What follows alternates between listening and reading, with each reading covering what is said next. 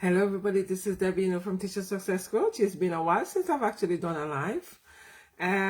Yes, we went back to school last week, last Tuesday, and I have just been totally exhausted, even though we had 2 weeks off. It's just been fast pace.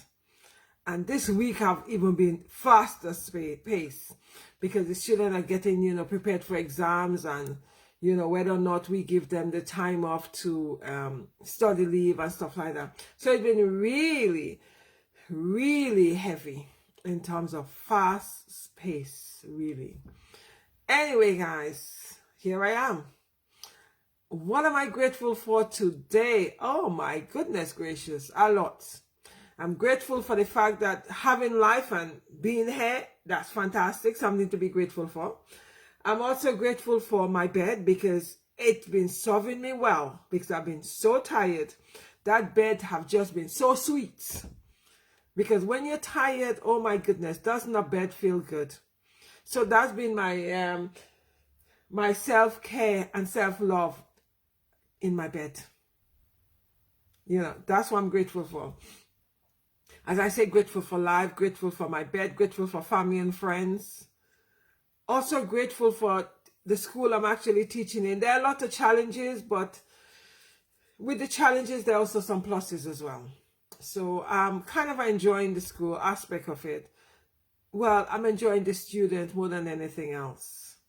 You have some of the students that they're all over the place, but then you have some of them that you could actually, I wouldn't say train, but you could actually change their mindset. So that's something I'm grateful for, in the sense that I do know and I do feel that I'm making a difference to my students. So those are some of the things I'm grateful for. The fact that I'm making a difference with my students. And they're working hard and it's fantastic. It's really good. It's been challenging the last week, so I haven't been able to come on. I've been coming from school, coming home, shower in my bed every day last week. And it's interesting because every teacher was saying the same thing. I feel that this term is one of the most stressful terms for any teacher in education, because the students are now doing the exams. You are preparing them for the exams. And as much as the students are doing the exam, you also feeling the pressure because you want them to do well and you actually take it on yourself. You're actually feeling the pain, and you're really doing a lot in terms of doing intervention. Anytime you see them, you say to them, are you revising? Come and see me. These are the things you're doing because you want them to succeed so much that you're trying your very best, and you're seeing that anytime you have a spare session, you want them to come and see you so you could be supporting them. So that's one of the reasons why the next few weeks would be really intense for any teacher, especially teachers who teach in secondary school, because a lot of the students have not done GCSEs, they've not done public exam, so they're all over the place. It's like I had psychology this afternoon, and I'm saying to my student, I say, you guys realize the stress these teachers are on? Oh, miss, we're more stressful than you because we haven't had GCSE, we've not done public exam, and now we're doing A-level, miss. Could you imagine? We don't even know what is expected, etc. I understand that. But for us teachers, we also feeling the pressure. We also feeling the stress because we want our student to do well. And we know that this grade is dependent upon them doing well and going on to further things, either university or apprenticeship or various jobs, etc. So for us as educators, it's quite stressful. So in terms of me coming on last week, I was just coming home and I couldn't see my bed fast enough. This week have been the same, but today I'm thinking, okay, let me come on to say hello to you guys. What are you grateful for today? There's a lot of things to be grateful for, as I said. And there's always something to be grateful for. It doesn't matter how many negativity is in it. Believe me, you would find something in the negative aspect to be grateful for. Because the negative things give you things to improve on. You also make you identify some things that you need to do to build it into strength. And also win. What are your wins? As I said, the universe never give you all negative things. There's always a win in it. So you need to find your win and celebrate it. For me, my win today, I taught we have 5 lessons a day. I taught 4 lessons, and then I was on lunch duty. One of the beautiful things for me is, last week I was on lunch duty every day. You know, from Tuesday, every day last week I was on lunch duty. It was good in a way because I got to interact with other students that I don't normally teach. Because I teach from year 10, 11, 12, and 13. So you actually make me, you know, see how these younger children interact. So it was lovely. But you know, after a while, the novelty run out, right? So me being on duty every day last week, and I was on different points, etc. It was lovely because in the past, my duty have been in other schools, you know, once a week or once every other week, and it's just outside in the cold. But in this school, duties are all over the place. Duties are downstairs in front of the girls' toilet. It's in the prayer room. It's outside the tennis court. It's by the door. It's all over the place. So it's really good in terms of, you know, looking at how the students interact other places.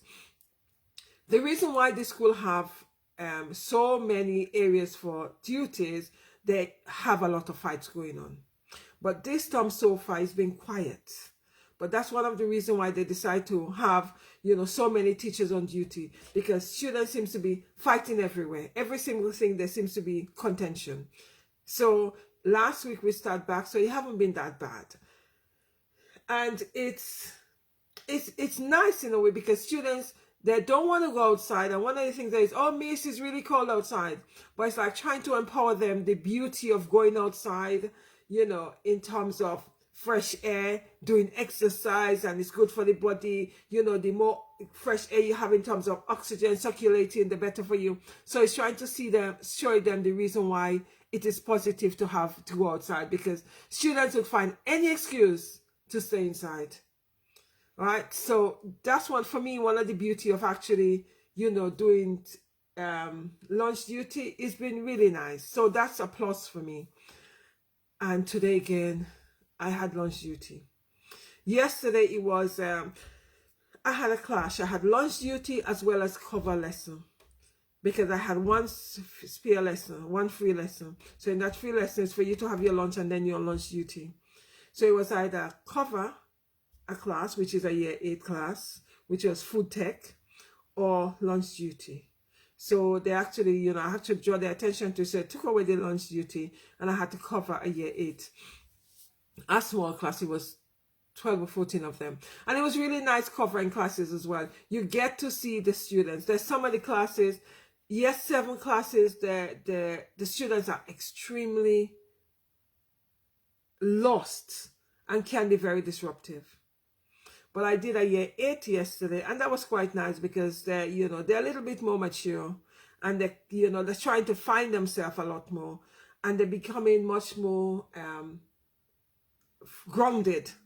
That was a really, you know, grounded group, although I had to threaten a few of them to, you know, in terms of me giving them detention. But the minute I put the name on the board, they became more centered and much more grounded. So that was a plus for me yesterday. Today I was talking about what my win is. My last lesson was psychology, my year 13 psychology.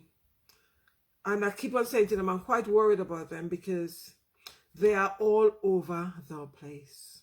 And they keep on reminding me, Miss, we didn't do GCSE, so that's the reason why we like this. I hear that, but as I say to them, they're not doing the work I set. I can only help you if you do the work I set. So that's one of the things I've been really going on about today. You know, doing the assignment I set. If you guys don't do the assignment, it's good for me. It means I don't have much to mark.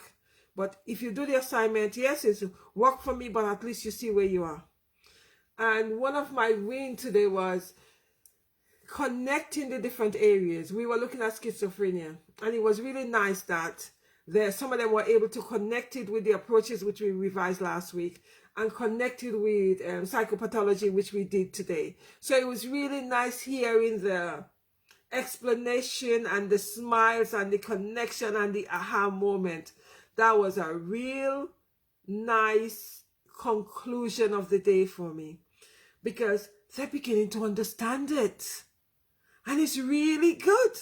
When students say, oh, Miss, I'm really tired, but this is how I'm able to connect it. Oh, my goodness. That is any teacher. That's a dream for any teacher. When you're beginning to get the aha moment from your student, the pennies begin to drop because you've been going on about it and they're not connecting because they're not doing the work, etc. And when you realize that, oh my goodness, they're not only seeing one topic, they're seeing how that topic is connecting with different areas. Oh my goodness. It was fantastic. So that was my win today. And that was my aha moment, having my student able to connect 3 areas of psychology together and look in terms of how our behavior could determine how we see different things. It was brilliant. It was brilliant. So for me as a teacher, the aha moment was brilliant. Educators out there, I know it's difficult, but you guys are doing a fantastic job. It's not easy, but you need to celebrate. It doesn't matter how small the celebration is. You need to do your celebration dance, right? It's so important. And I started having classical music in my lessons again, because there's sometimes I rush in. I'm not able to put my classical music on because either the computer, something going on with the computer, and I need to put my lessons on the board quickly. But all this week, from last week, I was able to do my classical music. Oh my goodness. It's not only making me feel relaxed, it's also relaxing my students.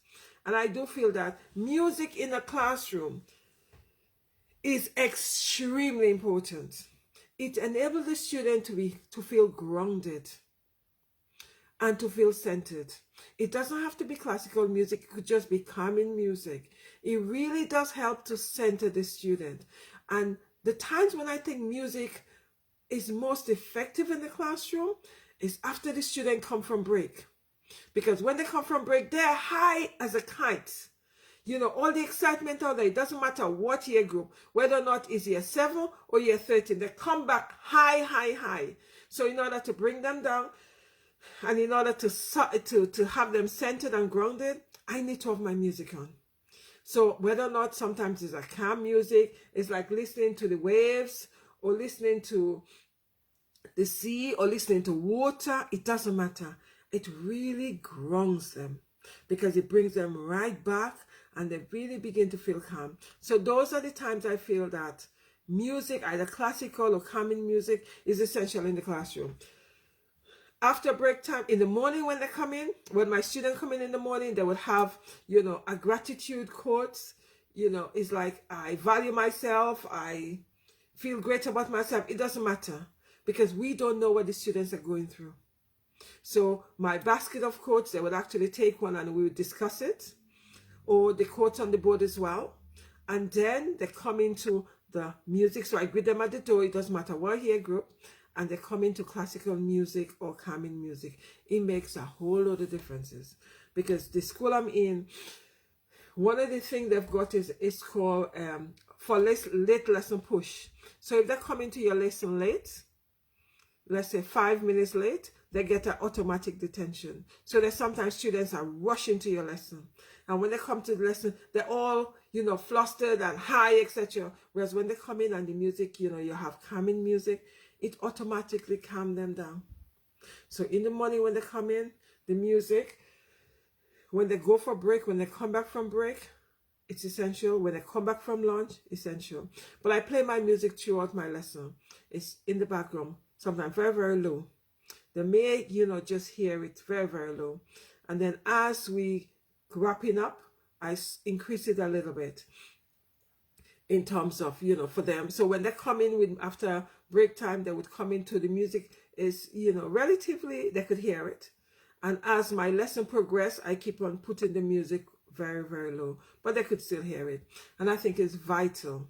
And one of the things is, when I work in a private school, having classical music, students really appreciate it because, private school students are used to classical music. One of the things the student would say to me, Miss, this is classical music. You like classical music? And they would start telling you the different, classical music pianists, right? That's what in terms of the private school, because they're exposed to all of this, because it's a very refined kind of music. And some people want to see it as, oh, only a certain group. No, it's for all groups, all group of people, right? So it's really interesting because these students would, in my private school, when I was working in private school, this student would come and talk to you about the classical music, tell you different, pianists, and tell you that they have a piano, and tell you that they play classical music. So you'll have that exchange, which is wonderful. Whereas in an inner city London school, these students are not used to that. Some are, but some aren't. Some students are going to say, Miss, what kind of music is that? Really? I say, it's a refined music. You need to get used to it. There are no choice. I don't give them any choice. I say to them, they need to be exposed to all this type of music. And one student said to me, but Miss, this is rich people music. No, it's not. It's your music too. So you need to enjoy that. So it's like getting students to start appreciating classical music or calming music, etc., because classical music is associated with one type of people. And I need to remind the student, no, you're also worthy of listening to classical music and appreciating classical music.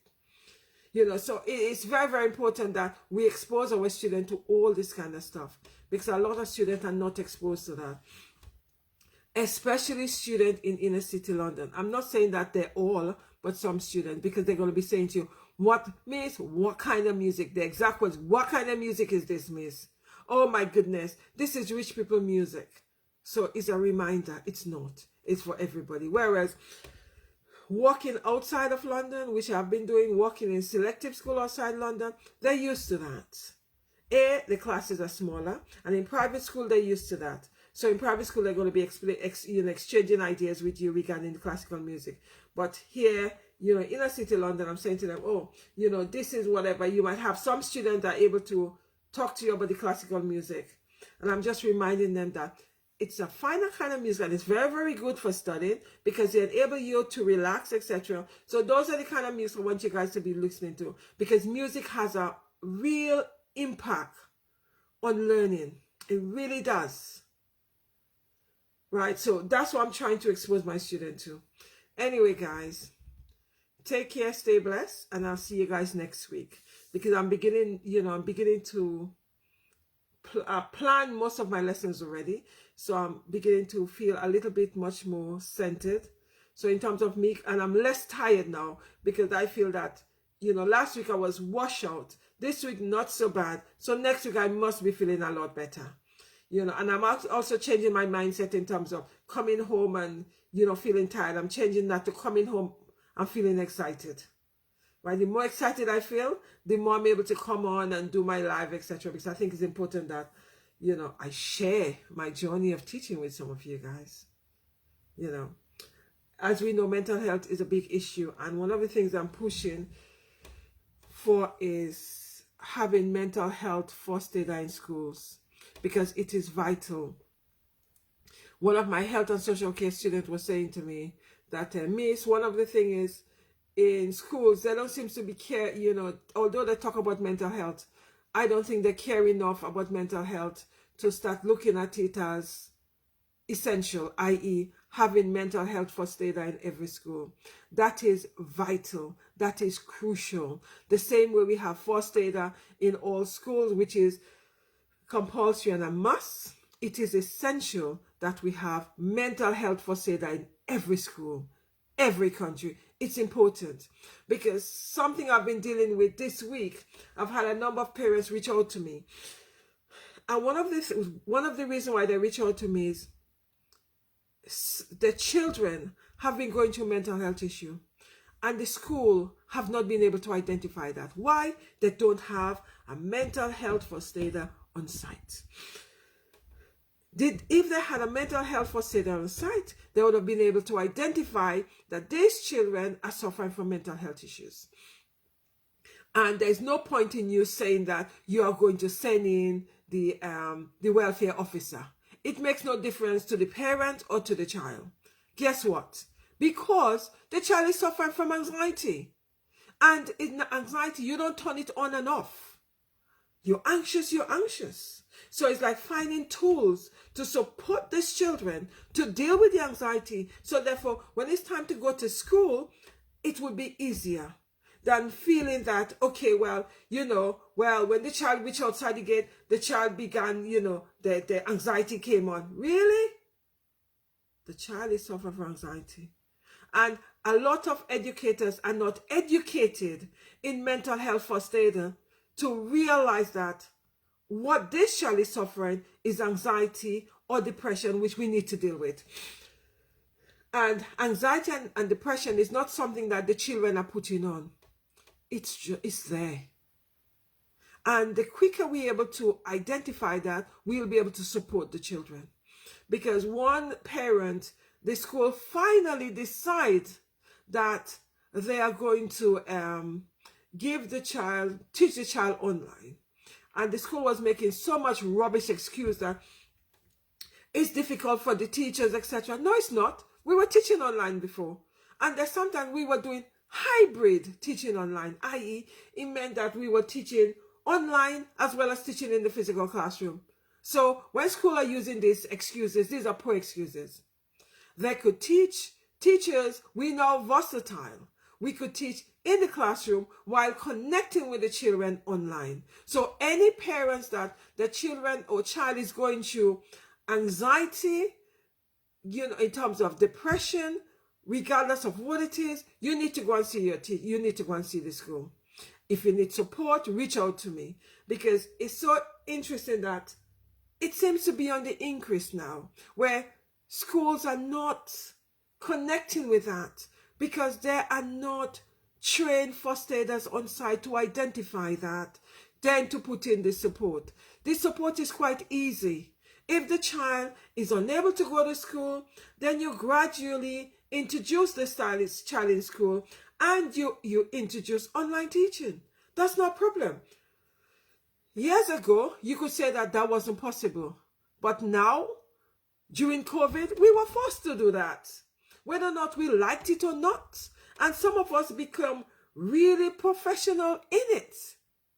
Because before COVID, I wasn't doing, I didn't have platforms where I was interviewing educators around the world to see what it was like, because I didn't even know anything about Zoom. I only know Teams.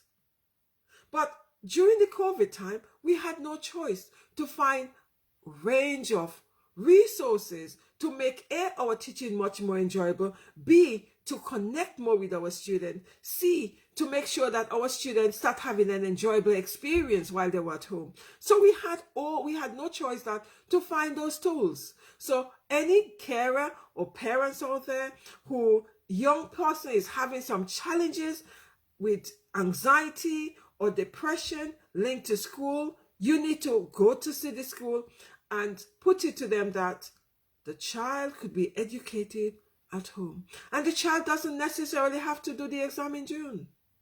The exam taking place other times. Some school might find it in terms of the numbers, in terms of getting, in terms of a lot of schools like to say, okay, we have X amount of students have passed in the June exam, etc., etc. Because in terms of the numbers, it's looking good. Forget about the numbers. We now need to concern ourselves about the young people who are struggling.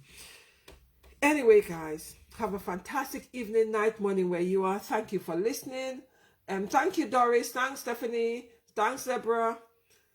Take care, guys. I never able to see my see the people name on the chat, but it's quite nice that I'm able to see it now. Anyway, guys, thank you very much for listening. Stay blessed, take care.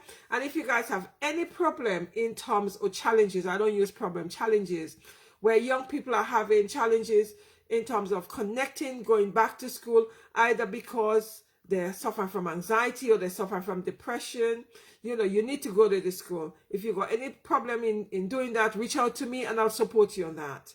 Because a lot of children are having challenges. There is nothing wrong with that. We need to support them the best way we can, because that's not a problem. It doesn't mean that sometimes students are not yet ready to do the exam, because it doesn't mean that they're not able to do it. Who said we have to be doing things in a chronological order? Some people might not ready to do exams right now. So what? It's not a problem. That doesn't mean they wouldn't succeed in life.